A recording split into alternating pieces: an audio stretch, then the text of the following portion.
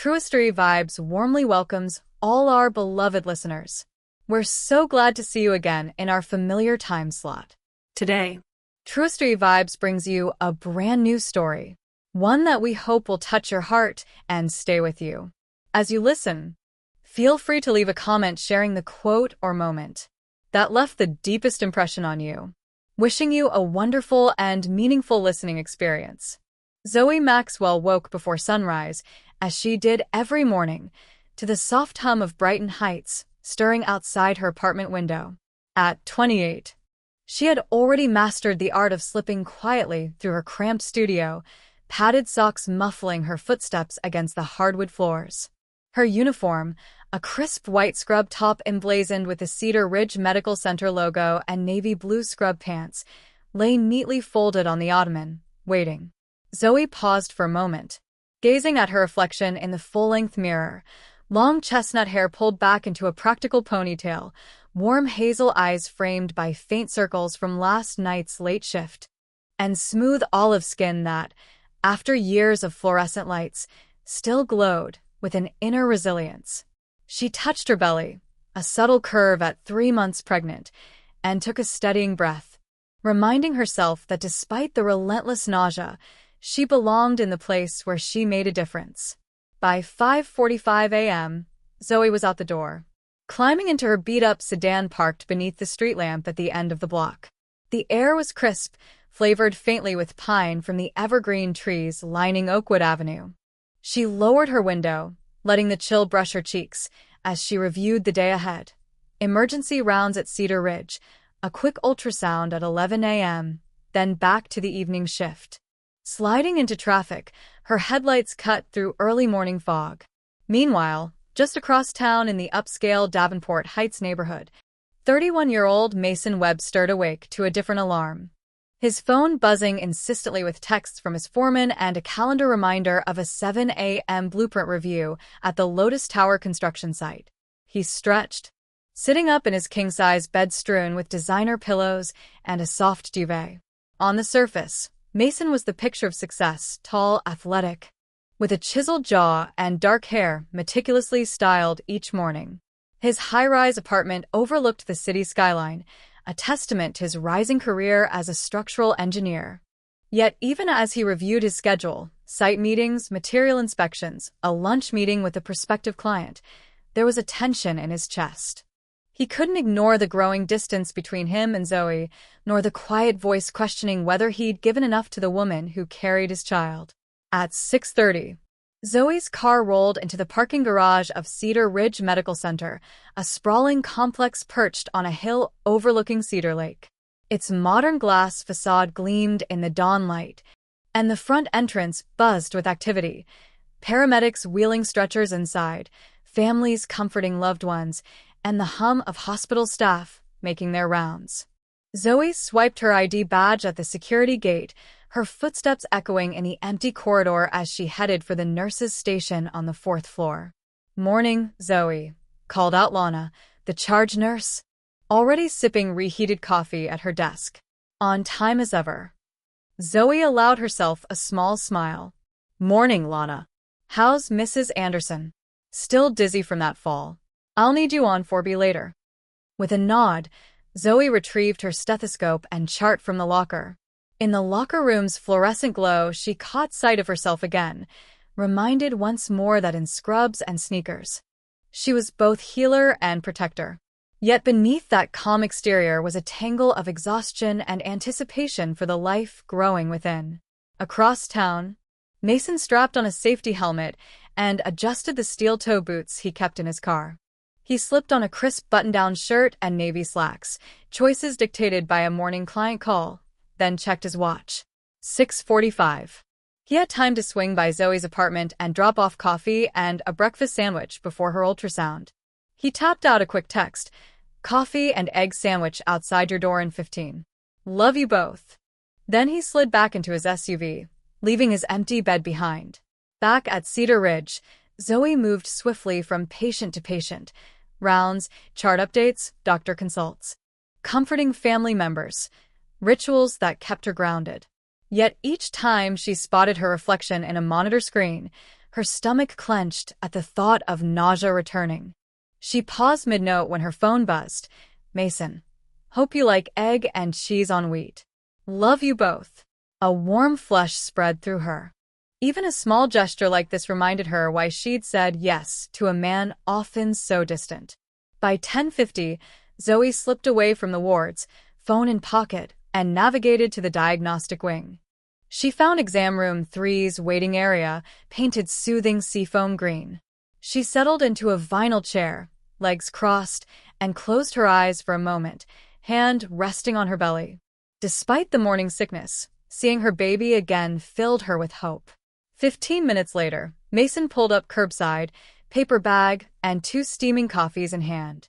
He spotted Zoe's sneakers beneath the exam room door, and his heart thumped. Her stance told him she'd been overwhelmed. Softly, he knocked. "Zoe." Her eyes opened at the sound. Relief washed over her as she managed a shaky laugh. "Mason, you came?" He nodded, sliding the bag into her hands. "I'll wait outside if you need." Zoe shook her head, rising unsteadily. "No. "I want you here." And in that electric moment, 2 expectant parents stood together amid the hospital bustle, gurneys rattling, pagers beeping, doctors conferring over charts, sharing coffee, ready perhaps for the first time to face what lay ahead, side by side.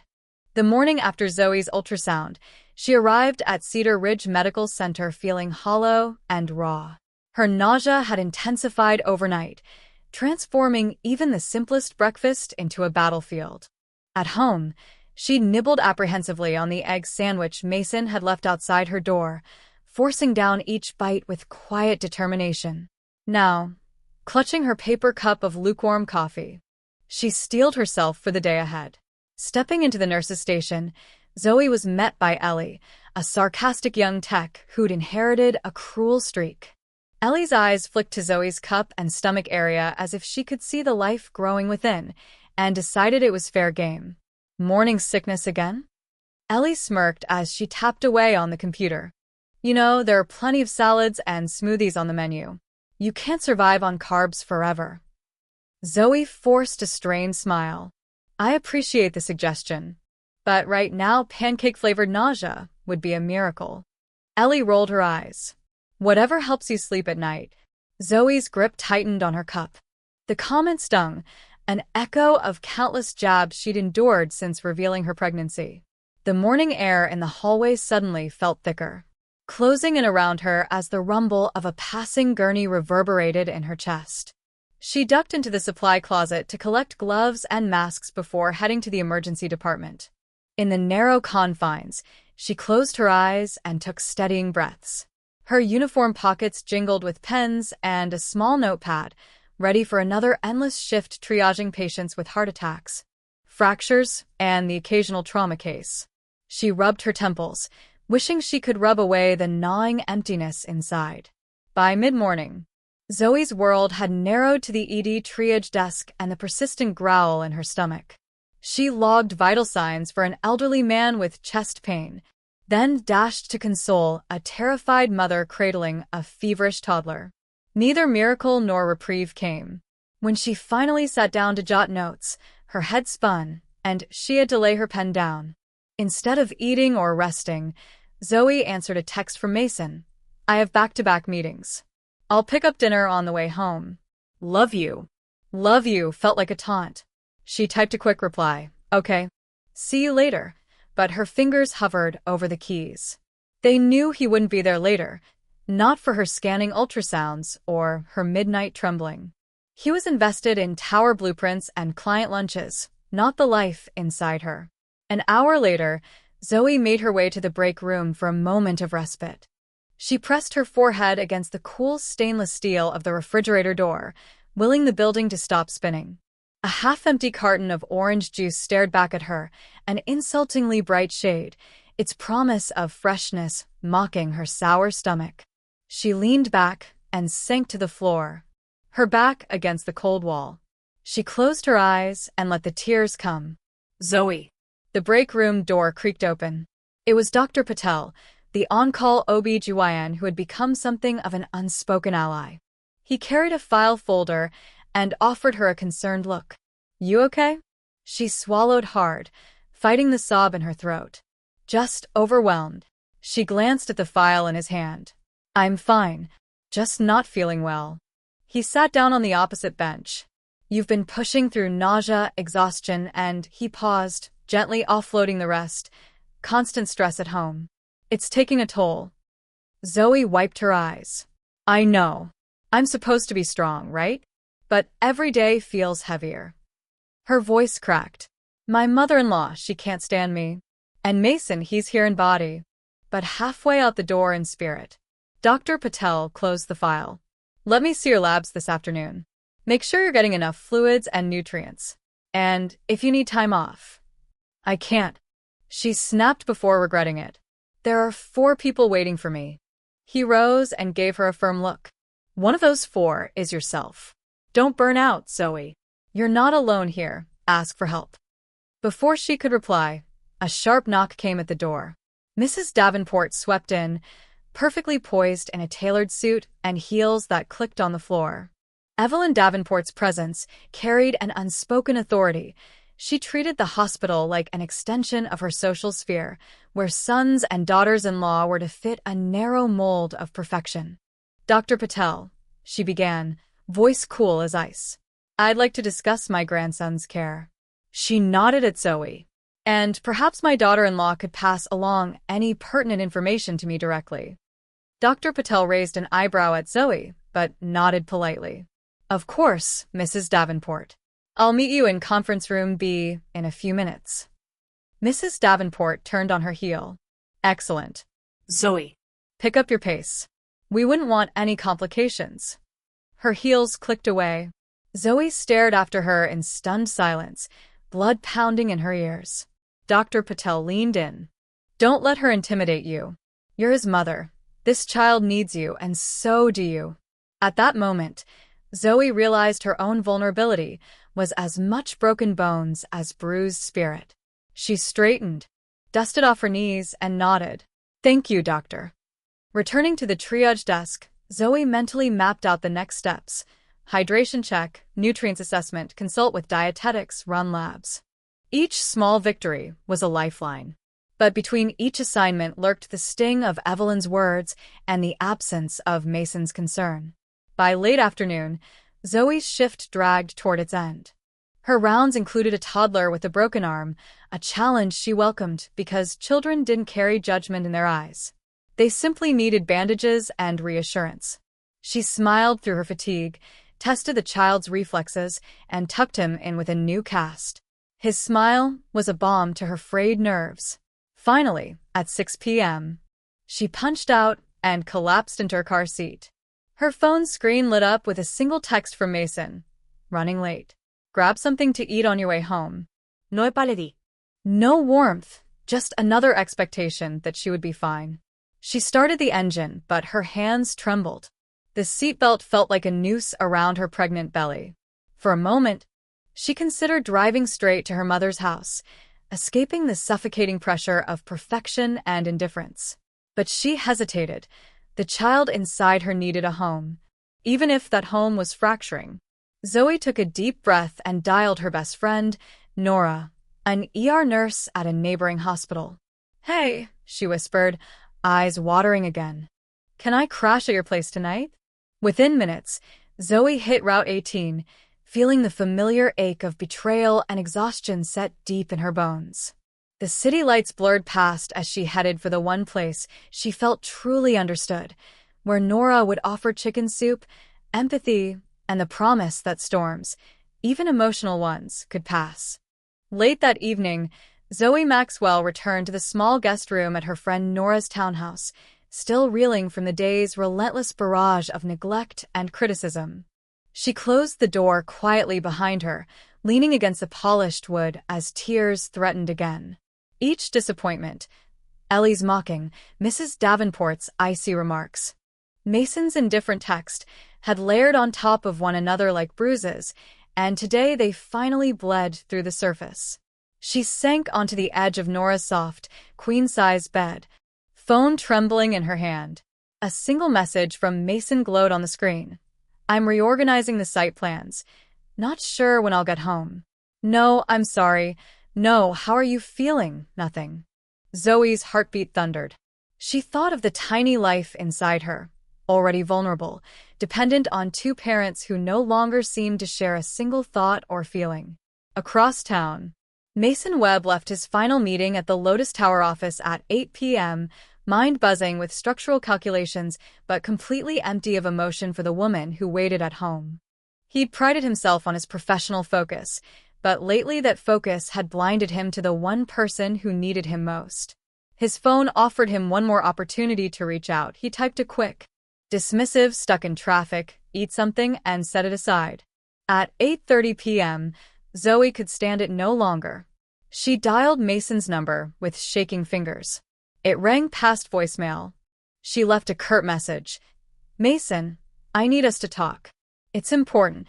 Then she tossed the phone aside and dialed his office line. After 3 rings, his assistant answered in a practiced tone. "Mr. Webb is unavailable. Can I take a message?"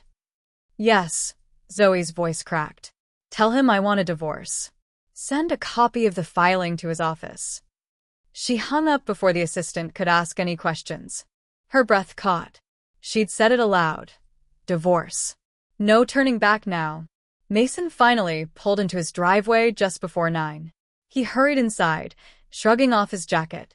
The house was unnaturally silent. He strode through the living room, expecting to see Zoe, maybe asleep on the sofa, only to find an empty coffee cup on the table and no sign of her. His heart twisted. He checked his phone and froze at the missed voicemail from Zoe. "Mason, I need us to talk. It's important." Below, it was a text he hadn't seen. "Files being served." His blood ran cold. He dropped his briefcase and called her number again. Straight to voicemail. A surge of panic hit him. He always answered her calls. He dashed to his home office. Logged into the docket portal for Cedar County. His name, case number. Zoe Maxwell versus Mason Webb. Petition for dissolution of marriage, filed 9/12/20XX. There it was, stark in black and white. Mason stumbled back, heart pounding. He'd been careless, too wrapped up in work to notice her unraveling. He sank onto the sofa, head in his hands, the weight of his indifference crashing down. That word, divorce, was no longer theoretical. Zoe had taken the first irrevocable step. 20 minutes later, he paced the living room, debating his next move. Guilt and regret warring with stubborn pride. Finally, he dialed his father. "Dad." His voice trembled more than he intended. "Son, it's late." "Everything okay?" Henry Davenport's calm voice crackled with concern. "Dad."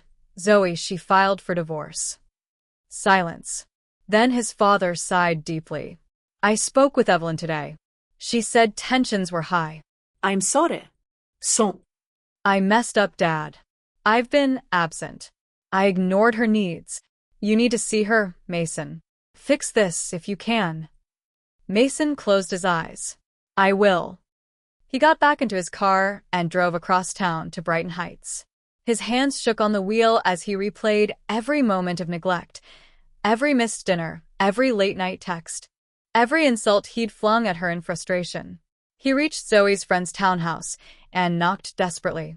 Nora opened the door, startled by his appearance. "Mason, what are you doing here?" "Where is she?" he demanded. "I need to talk to her." Nora hesitated, then nodded toward the guest room. "Go in." Mason entered quietly. Zoe sat at the small desk, head lowered, hands twisting in her lap. He cleared his throat softly. "Zoe." His voice was thick with emotion. She looked up, eyes red-rimmed, defiance and pain mingling in her gaze. "Mason," she whispered, voice brittle. "You didn't even know about the filing?" His gaze dropped. "I saw it. I'm sorry." "I was stupid. I've been so consumed with work I forgot you were here, needing me." Zoe's eyes flashed. "Needing you? Mason, I've been sinking under this pregnancy, under this hospital shift, under constant judgment from your mother, and you're too busy for me." She stood, voice rising. "You said I'd have your support. You said if anything happened, I could count on you. But every time I reached out, you were busy, tied up. You think I don't know who matters more to you? He took a step forward. No, Zoe, that's not. She raised her hand to stop him. It is, Mason. I've been drowning and you, her voice cracked. You let me drown. In the silence that followed, the little guest room felt smaller. Mason pressed a hand to his chest. I know. And I'm sorry. I want to make it right. This divorce, I never wanted it. I love you. I love our baby. Please. Let's talk this through. Zoe's jaw trembled. Talk. I've tried, Mason. I've begged for one dinner together, one normal conversation about anything that didn't revolve around blueprints or budgets. You insulted me in front of your mother. You sided with her over me. You humiliated me. He moved closer, voice urgent. I was wrong, I see that now. I see how lost you've been, how alone. I've been a coward. But I'm here now. Let me prove I can be the husband and father you deserve. Tears welled in Zoe's eyes. She shook her head, hurt etched in every line of her face. Mason, it doesn't matter what you say now. I filed because I needed to protect myself and our child. This house, your mother, this life, it's not safe for me. He swallowed hard. What do I have to do? She closed her eyes as if steeling herself. Stop ignoring me. Tell your mother I'm not her enemy. Come to the appointments. Ask how I feel, genuinely. If you can do that, we can try counseling. But you have to start now. Mason nodded fiercely. I will. I promise. Zoe regarded him silently, measuring his sincerity. Finally, she said, voice trembling, if you disappoint me again, this will be over for good. He reached out, gently touching her arm. I understand. Thank you for this chance. Zoe let out a shaky breath. The moment had passed its peak, an emotional cliffhanger. They stood in the quiet room, two wounded people desperately seeking a foothold. Outside, the night breeze whispered through the cracks, carrying promise of change or finality. In that fragile silence, Mason vowed to himself and aloud to rebuild their marriage brick by brick, or risk losing them both forever. The morning after their explosive confrontation, Zoe woke to a different kind of alarm, a sharp cramp in her abdomen so intense it stole her breath. She'd hoped it was just another bout of Braxton Hicks, but this pain was relentless. Her heart hammered as she clutched the sheets, sweat beading on her forehead. At 3 months, she'd been warned about preterm labor, but never imagined she'd face it so soon. Numbly, Zoe fumbled for her phone on the nightstand. Without thinking, she dialed Mason's number. It rang once, twice, then voicemail. Panic gripped her chest. He can't be working already. Come on, Mason. She left a terse voicemail. Mason, I think I'm having contractions. Please call me. Tears mingled with cramps as she staggered from the bed. The ultrasound printout from the day before fluttered to the carpet, the tiny black and white profile of their baby staring up at her. She pressed a trembling hand to her belly, whispering, Not now, please. The pain doubled, and she sank to the floor, boots of exhaustion and fear pinning her down. Meanwhile, 10 miles away, Mason was late to a critical client pitch. His phone buzzed incessantly in his pocket, but he ignored it until the final text scrolled across the screen. Help me, no name, no number. His pulse spiked. He glanced at the clock, 6:12 a.m. His first client presentation started in 18 minutes. He excused himself, bolting from the conference room, apologizing to stunned colleagues. Back at Zoe's apartment, she managed to crawl to the kitchen countertop, using a stool for support. She dialed 911, her voice shaking. I think please send an ambulance, she gasped between the cramps, the call dropping as she blacked out momentarily. Mason fought through traffic at breakneck speed, adrenaline burning. She's in pain. My baby, my wife. He replayed that raw voicemail over and over in his mind. His hands shook on the steering wheel. He tapped the address Zoe always saved for her emergency contacts and hit GPS. The voice from his phone echoed. Turn left, then He swerved as another car cut him off. Halfway there, his engine sputtered. No, no, not now. Mason glanced at the fuel gauge. Nearly empty. He'd forgotten last night's late meeting and the empty tank in his rush. He mumbled a curse. The engine stalled. He coasted into a narrow residential side street. Heart pounding, he popped the hood and peered inside, acutely aware that every second counted. He dug out his phone again. No reception. He started the car, nothing. Then the sound of a single click as the battery died. Mason pounded the steering wheel. Zoe. God, hang on. He grabbed his jacket and sprinted down the street, hoping for a neighbor's house. Meanwhile, paramedics arrived at Zoe's door, called by her panicked 911 call. They found her pale and trembling on the kitchen floor, clutching the ultrasound printout like a lifeline. Ma'am, we're here to help, one EMT said gently as they slid a pulse oximeter on her finger and checked her vitals. Let's get you on this stretcher and to Cedar Ridge. Zoe's head lolled back as they lifted her, pain and fear dimming her awareness. Through the haze, she thought she heard a familiar voice, muffled but urgent. Mason, sprinting with all his strength, reached a corner house with an open garage door. Inside sat an elderly couple's old pickup. He banged on the door, breathless. The man came out, coffee in hand, wearing a bathrobe. Trouble, the man asked. My wife she's in labor. Too early. I need your truck. Mason's voice cracked. Please. I'll pay you. The man's wife appeared behind him. She recognized Mason from their kids' soccer league. Without hesitation, the husband tossed Mason the keys. Go. Good luck. Mason thanked them profusely and jumped into the driver's seat. He punched the address into his phone, fumbled to shut the door, and tore off down the street. The engine roared to life. As he sped toward the freeway entrance, he dialed Nora's number, so she'd know to meet them at the hospital. She answered on the second ring. I'm on my way, she said, voice firm. I'm meeting you there. At Cedar Ridge's emergency entrance, the EMTs wheeled Zoe inside, calling for an OB team. Nurses and doctors swarmed, hooking Zoe to an 4-drip and monitoring the baby's heartbeat.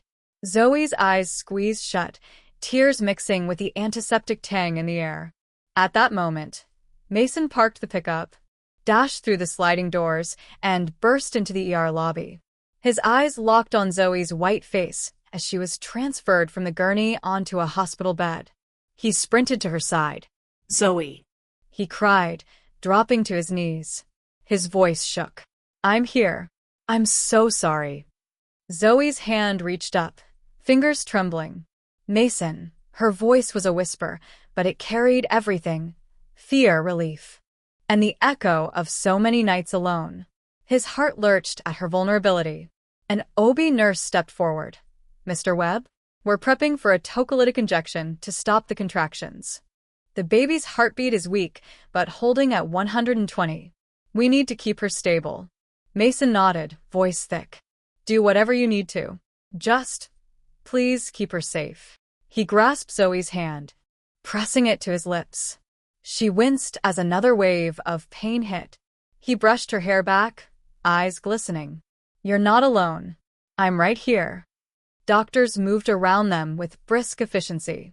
Moseying between machines, Zoe felt a spark of calm in Mason's fierce gaze. In that crucible of crisis, every argument, every slight dissolved.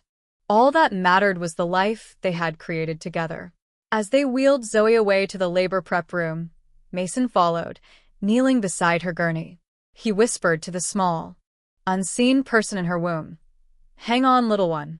Daddy's here. In the bright, sterile hall, Mason's frantic rush and Zoe's terrified vulnerability intersected in a powerful clarity. Love demanded action. Not blueprints, not board meetings, but presence, devotion, and an unwavering promise to protect their family, no matter the cost. The morning sun slanted through the floor-to-ceiling windows of room 412 in Cedar Ridge Medical Center. Zoe Maxwell lay propped on crisp white pillows, a thin hospital gown draped over her. Pale but steady now after the night's emergency tocolytic treatment had quelled the premature contractions. Outside, the city hummed to life, unaware of the storm that had nearly cost Zoe and their baby everything. Mason Webb sat motionless beside her bed, exhaustion and relief warring in his features. He hadn't slept more than a few stolen minutes in the ER waiting area, his eyes glued to the fetal monitor's steady beeps. In the dawn's hush, he reached gently for Zoe's hand. She stirred, blinking blearily at him. "Hey," he whispered, voice thick. "How are you feeling?" She offered a faint smile. Tired, she admitted. "But better now." He exhaled, shoulders sagging. I'm sorry, He said again, quieter this time, no defenses, no excuses, just pure remorse. "I was so focused on everything else that I almost lost sight of what mattered." Zoe looked at him, studying his face as if seeing him anew. "You almost lost both of us," she said softly, but without anger. The ordeal had shifted something fundamental in their dynamic. He pressed her hand to his lips. "You're right. I never want to." He stopped, the weight of her pain and fear pressing on him. "I don't deserve your forgiveness." In that tender moment, as sunlight danced across the bedspread, Mason felt a profound clarity wash over him. Work deadlines, board meetings, his father's expectations, all of it paled in comparison to the fragile life before him and the woman who carried it. He vowed then, silently and irrevocably, to become the husband and father she needed. Later that morning, after the obstetric team completed their rounds, Mason quietly stepped into the hospital cafeteria and grabbed 2 cups of fresh coffee. He returned to Zoe's room, faith in his hands. "I thought you might need something stronger than hospital coffee," he said with a tentative grin, setting a cup beside her. Then, before she could respond, he reached into his coat pocket and pulled out an envelope sealed with his mother's embossed stationery. "I also stopped by home." He paused, swallowing. "I asked for your forgiveness, too." Zoe's brow furrowed. "You spoke to Mom?" He nodded. "I realized she's part of this, too. I can't rebuild our life if my own family keeps tearing us down. I told her I love you, that I'm responsible for everything you've endured, and I asked her to give us another chance." Zoe looked at the envelope in his hand, torn between skepticism and hope. "What did she say?" Mason's jaw tightened. She hesitated. "But then she asked if I truly understand the stakes. I told her tonight I'd bring you home safely. And if she saw effort real, lasting change, she'd support us." Zoe allowed herself to exhale. "That's something." He sat, voice firm. "But that's just the start." That evening, Zoe felt steady enough to move. Mason wheeled her through the hospital corridors, each room a reminder of their fragility. They passed families celebrating newborns in bassinets, and surgical teams prepping for late-night emergency C-sections. Zoe squeezed his hand, finding courage in his steady presence. At precisely 7 p.m., Mason's black SUV rolled into the circular drive of the Davenport estate. The sprawling colonial-style home, its manicured hedges shadowed by oaks, had loomed over Zoe's confidence for months. Tonight, he meant to dismantle that fear piece by piece. Mrs. Davenport answered the door in a tailored blazer and pearl earrings, arms folded. Her expression was unreadable, a shield honed by decades of social scrutiny. "Mason," she said, voice cool. "And Zoe." She gestured them inside. "I heard you both were discharged this morning." "We are, Mrs. Davenport," Mason said, helping Zoe to a sitting position on the living room's velvet chaise. "Thank you for agreeing to see us." Evelyn Davenport sat in an armchair opposite. The air smelled of polished mahogany and evening jasmine drifting in from the courtyard fountain. Silence thickened as both sides awaited the first move. Zoe cleared her throat, gathering courage. "Mrs. Davenport, I want you to know I don't take your support for granted." Her voice quivered slightly. "I'm grateful you and Mason's father petitioned for us to get help last night. It saved our baby." Mrs. Davenport's eyes softened imperceptibly. Yes. "That was fortunate." Mason leaned forward. "I've been selfish, Mom. I focused on my career, on your expectations, on everything but Zoe." I'm sorry. I want to be the husband she deserves and a father my child can admire. His voice held a resolve she hadn't heard in months. I promise you won't have disgrace from your son. We'll face this family together as a united front. Tears welled in Evelyn's eyes. She looked at Zoe, then at her son, measuring the authenticity in Mason's vow. After a pregnant pause, she exhaled. Actions speak louder than words, Mason. I've seen your failures. Don't expect me to believe you overnight. He nodded slowly. Understood. But tonight, I ask for the chance to prove it. Turning to Zoe, she said quietly, And you, Zoe? Are you willing to let him? Zoe met Mrs. Davenport's gaze. Yes. He's shown me he can be there. I want us to be a family. The older woman's gaze softened further. Very well. We'll give it one more chance. But I will be watching. True change, Mason knew, wouldn't come from grand declarations, but from the steady rhythm of everyday support. Over the next few days, he began rebuilding trust one step, one gesture at a time. Consistent check-ins. Each morning, before dawn even broke, Mason texted Zoe a quick, "Good morning, love." How did you sleep? And he meant it.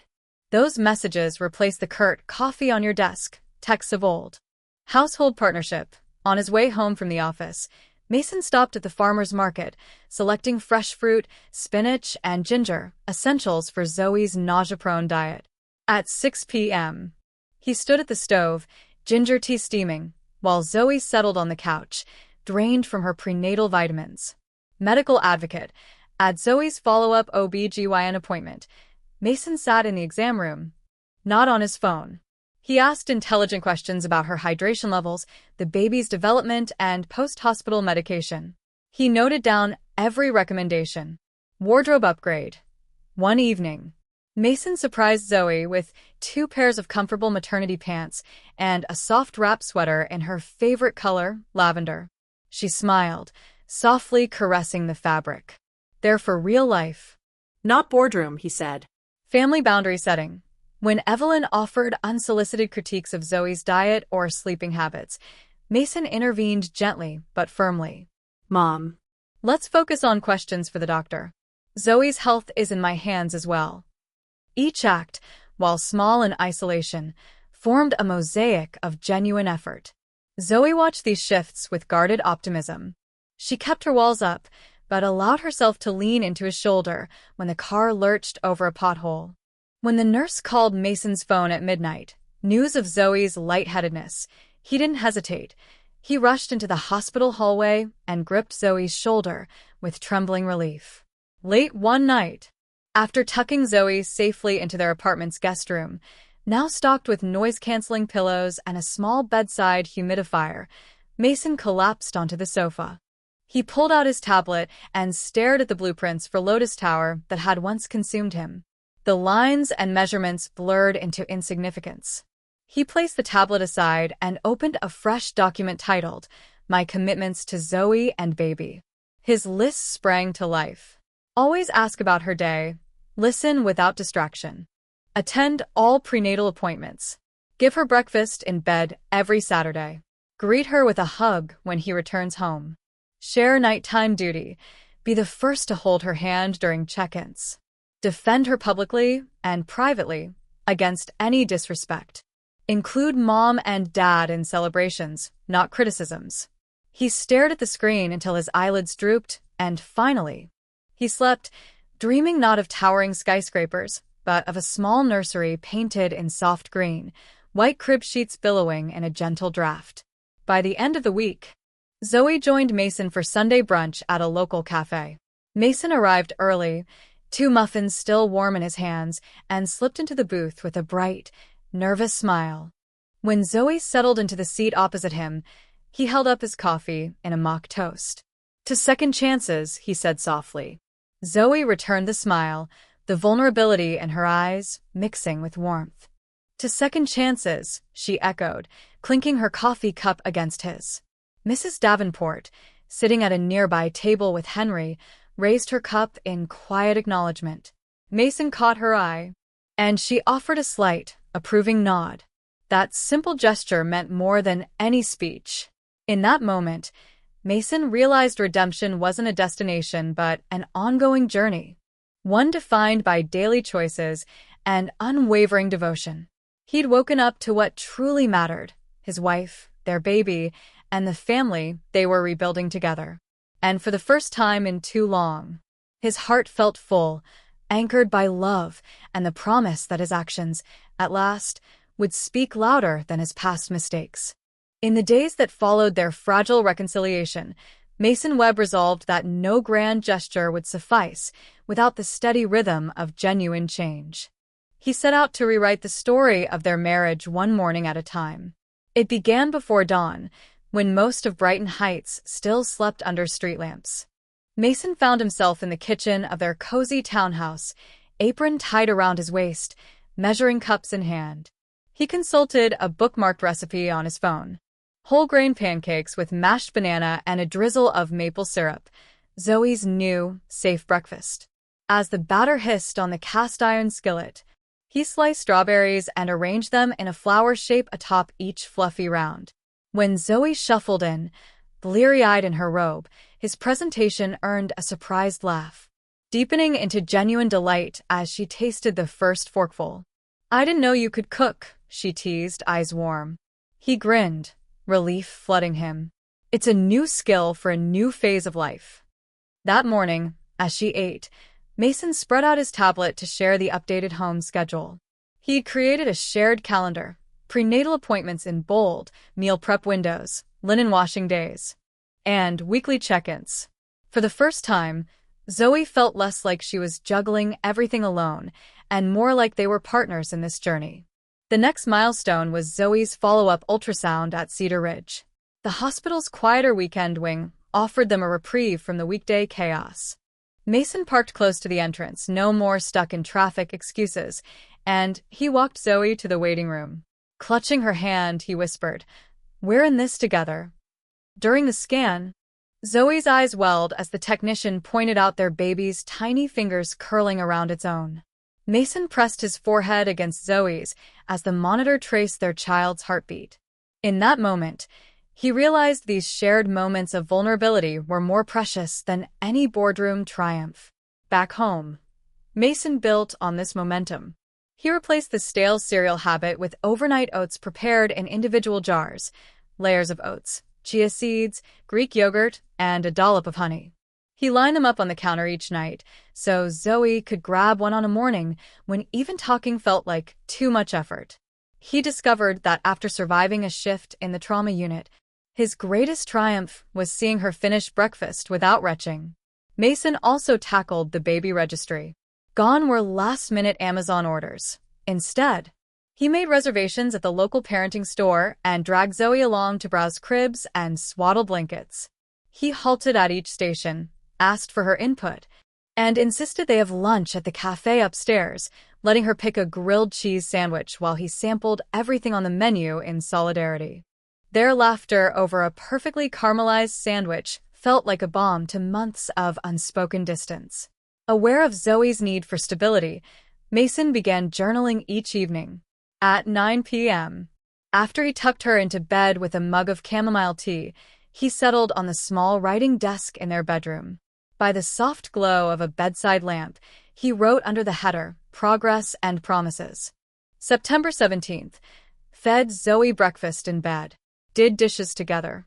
Attended OB appointment. No nagging from mom. September 18th, grocery store date. Bought ginger candies for morning sickness. Hand-delivered oatmeal jars.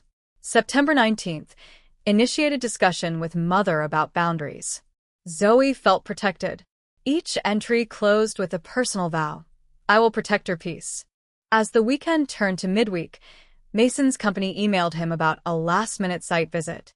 His fingers hovered over the reply button but hovered over a draft response. "I'm out of the office until next week." He hesitated, then clicked send. When Zoe texted later, "Hope you're okay," he texted back, "Better now." Then he called to confirm he'd start shifts covering nights, so she could rest uninterrupted for a week. Within the Davenport household, conflict still simmered whenever Evelyn popped by unexpectedly. Each intrusion tested their fragile alliance. One evening, Mrs. Davenport offered unsolicited advice. "Zoe, you should knit more, it's calming." Zoe, tired, swollen, and raw, nearly snapped. But Mason stepped between them. "Mom, maybe Zoe would just like to relax," he said quietly but firmly. Zoe saw the protectiveness in his eyes, and her resentment toward his mother flickered out. She squeezed Mason's arm in gratitude. Determined to strengthen his support, Mason arranged an at-home prenatal yoga session. He cleared the living room, laid out mats side by side, and lit lavender candles. A certified instructor led them through gentle stretches and breathing exercises designed for expectant mothers and their partners. Mason stumbled at first, but soon found peace in the slow, mindful movements. Zoe rested her head on his shoulder, and they shared a serene smile, anchored by deep exhales. Work calls still came, but Mason set boundaries. No emails after 7 p.m. He put his phone on silent during dinner, leaving it in the foyer. With the volume off, Zoe, once accustomed to her worries, felt safe. She and Mason would prepare meals together, chopping sweet potatoes, marinating salmon, washing kale. He praised her knife skills. She praised his perfect pan-searing. In the warmth of their kitchen, they built more than dinner, they rebuilt trust. Attending the hospital's group prenatal class surprised them both. Couples gathered around a circle of folding chairs, hands full of notebooks and birthing ball diagrams. When the instructor asked partners to practice a relaxation massage, Mason knelt and gently stroked Zoe's shoulders. Each small motion said, "I'm here for you." When it was Zoe's turn, she ran her fingertips lightly along his arms, acknowledging his transformation. Other attendees buzzing around them looked on, smiles of encouragement. A testament that Mason's efforts did not go unnoticed. Zoe's confidence grew alongside Mason's commitment. One afternoon, as they prepared for a routine genetic counseling session, Zoe paused in front of Mason, who was buttoning his shirt. She reached up and kissed his jawline, surprising him. "Thank you for standing by me," she said softly. His breath caught. He pulled her close, whispering, "I'll keep showing up every day." In her eyes, he saw the blossoming hope that had once wilted under neglect. Even the small, mundane errands became opportunities. Assembling the infant car seat in the car, testing the stroller's shock absorbers on the sidewalk, wiping fingerprints off the nursery's pastel walls. On each trip, Mason listened to Zoe's concerns about the baby's health, about her own anxieties, about their future. He didn't fix everything, but he heard her. And hearing her felt more powerful than any solution. As weeks passed, Zoe's journal entries began to reflect their renewed harmony. The hospital's discharge instructions now shared space with brief lines of domestic bliss. October 2nd. Baked pumpkin bread together. Watched our favorite sitcom. Held hands for 15 minutes. October 5th. Packed hospital bag. 2 of everything, just in case. Mason double-checked it twice. October 8th. Baby hiccups on the ultrasound. Mason grinned like a child. Zoe laughed until her sides hurt. One crisp Saturday morning, Mason took Zoe for a surprise outing, a gentle hike along Cedar Creek Trail. He'd packed a picnic of fruit, cheese, and sparkling water. They strolled beneath a canopy of gold and amber leaves, Zoe leaning on his arm when the path grew steep. Reaching a clearing with a view of the lake, they settled on a blanket. Mason wrapped an arm around her shoulders, and they watched sunlight dance on the rippling water. "Mason," Zoe said after a peaceful silence, "I'm proud of you." He kissed the top of her head. "I'm thankful for you. You taught me what matters." She smiled against his chest. "We're still healing, but I believe in us." As autumn deepened, the scent of wood smoke drifted through their open window. Mason strung up soft yellow lights around the nursery walls, casting a warm glow over the crib and changing table. He tested the nightlight, adjusted the baby monitor, and smoothed out pastel blankets embroidered with tiny elephants. Zoe stood in the doorway, marveling at the transformation of the once empty room into a sanctuary. Mason turned and offered his hand. "Shall we?" They stepped inside together, and for a moment, the future, once fraught with tension, glowed with promise. Mason's steady presence and Zoe's renewed trust had woven a new tapestry for their family, one built on intention, accountability, and love. And so, their healing journey continued, not as a single triumphant victory, but as a steady melody of everyday kindnesses, morning pancakes, quiet ultrasounds, shared chore charts, gentle massages, boundaries setting, laughter over spilled salad bowls. Each act chipped away at old wounds and reinforced the foundation of a marriage reforged through crisis and compassion. By the time mid-November's first frost touched the windows, Zoe and Mason had found a fragile equilibrium. The baby kicked with joyful insistence as Zoe lay curled in his arms, and Mason whispered, "I've never been more grateful."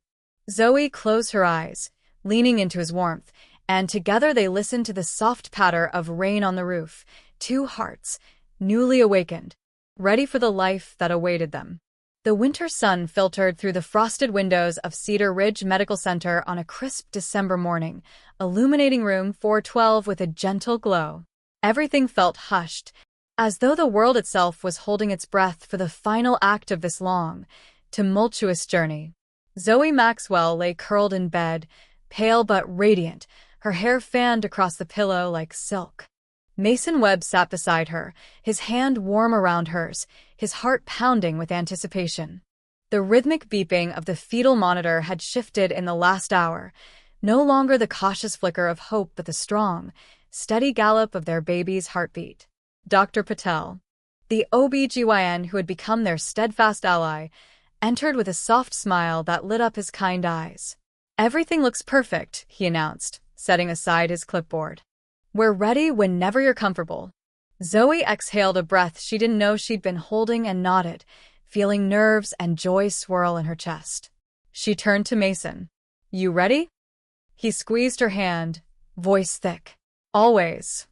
Moments later, Zoe labored with the quiet strength that had characterized her every move since discovering she was pregnant. Mason stayed by her side, whispering encouragements, brushing lavender oil on her temples, reminding her of the life waiting to meet her.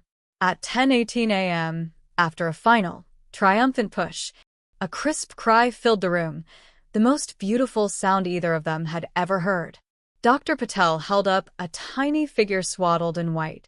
"It's a boy," he announced, placing the bundle on Zoe's chest. Mason's breath caught in his throat.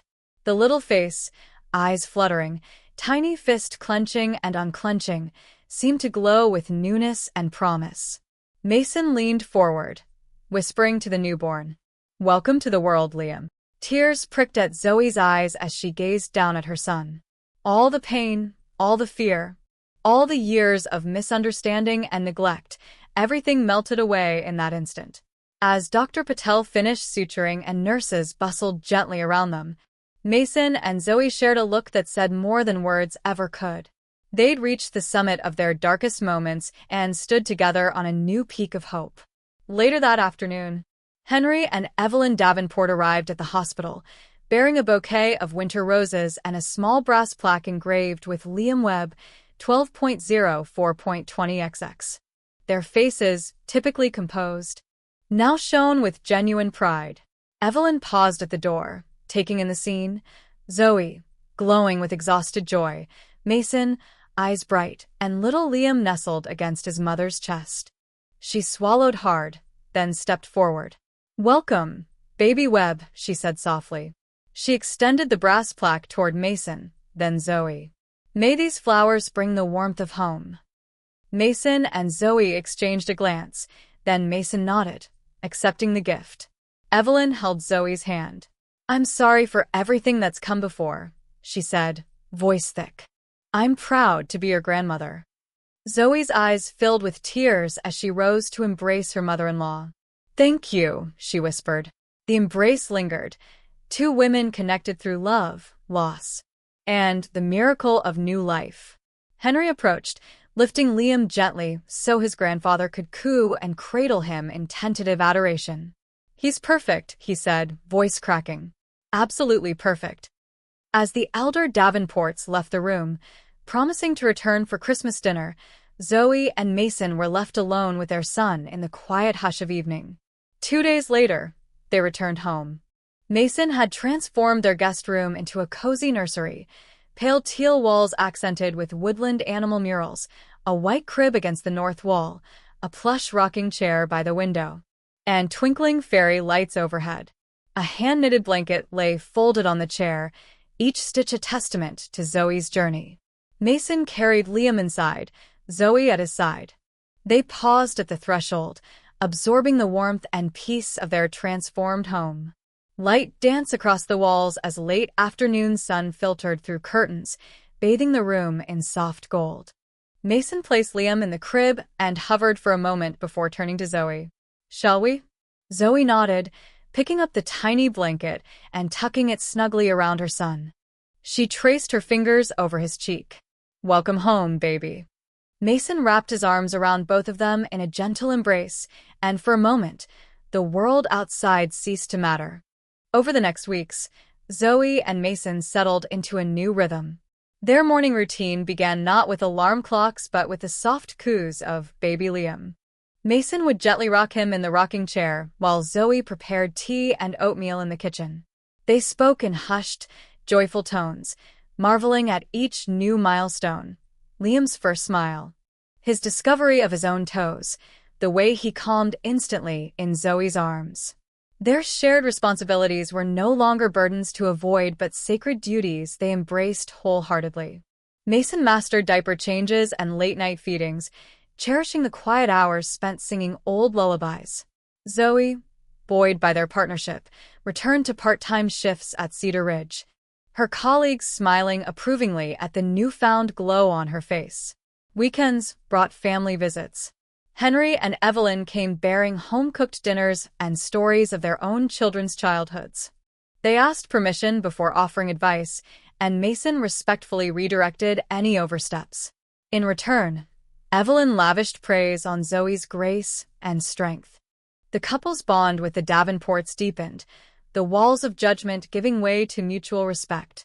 One crisp Saturday in December, Mason and Zoe hosted their first family holiday meal in the dining room. The table was adorned with holly sprigs and candles, lamb roast and candied yams, and a chocolate yulog Zoe had baked with her mother's secret recipe. Liam, snug in his infant seat, dozed peacefully as grandparents and aunts and uncles laughed and shared stories. After dessert, Henry tapped a spoon against his glass. "To Mason and Zoe," he said, "for reminding us that the strongest families are not those without conflict, but those who choose to stand by one another through the storm. To Liam, whose arrival has made us whole again." Glasses clinked.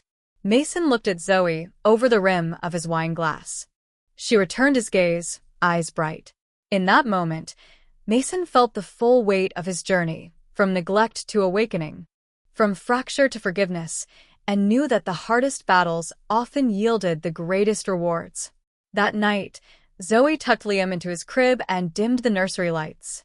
Back in the master bedroom, she found Mason at the writing desk, the warm glow of his laptop illuminating his focused expression. His document titled "My Commitments to Our Family" now spanned 20 pages. Each entry a snapshot of his devotion, from simple grocery runs to heartfelt apologies when he'd faltered. Zoe sat beside him, reading over his shoulder. He looked up startled, and then smiled sheepishly.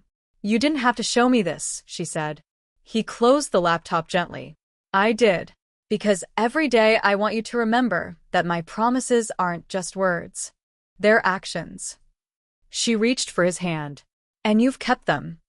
He squeezed her hand and opened a blank page. "I have one more thing to add." He typed the heading, "To Liam when you're older," and began to craft a letter to their son. Words of love, humility, and the lessons they'd learned about forgiveness, resilience, and the power of second chances. Zoe watched him, heart full. She knew this letter would one day comfort Liam when he wondered about his legacy. It would tell him that his parents fought for their love, for him, and that families, like people, grow stronger when they face adversity together. Years later, Baby Liam would be a curious boy with his mother's hazel eyes and his father's strong chin. He'd read that letter in a warm glow of lamplight, discovering the story of how his parents nearly lost each other, and how, through tears, apologies, and steadfast commitment, they found their way back to one another. He'd grow up knowing that perfection wasn't the goal, partnership was. He'd see his father cooing over new architectural sketches before tossing them aside at a moment's notice to attend his kindergarten graduation. He'd watch silver-haired Henry and Evelyn Davenport doting on grandchildren's milestones, having learned the beauty of supporting rather than second-guessing. And Zoe, ever the healer, would continue her nursing career, her compassion deepened by the journey she'd endured. In every patient she comforted, she'd recall her own nights of fear and resilience, her son's first cry echoing the miracle of hope reborn. The house on Cedar Creek Road would remain warm with memories, paint chips from nursery redecorations, the gentle sway of a well-loved rocking chair, the faint scent of lavender from bedside diffusers. Each year at Christmas, the family would gather beneath fragrant evergreens, sharing stories of that defining winter when love and forgiveness proved stronger than pride and neglect. And whenever someone asked, "What made you stick together?" Mason and Zoe would look at each other, fingers intertwined, eyes shining, and answer in unison. For because family is a promise, not a given, and we chose to keep ours. And that brings us to the end of today's story on TrueStory Vibes. Don't forget to leave a comment with a quote or moment that touched you the most. Your words give our team the motivation to keep creating more heartfelt stories. Thank you for listening, and we'll see you again soon.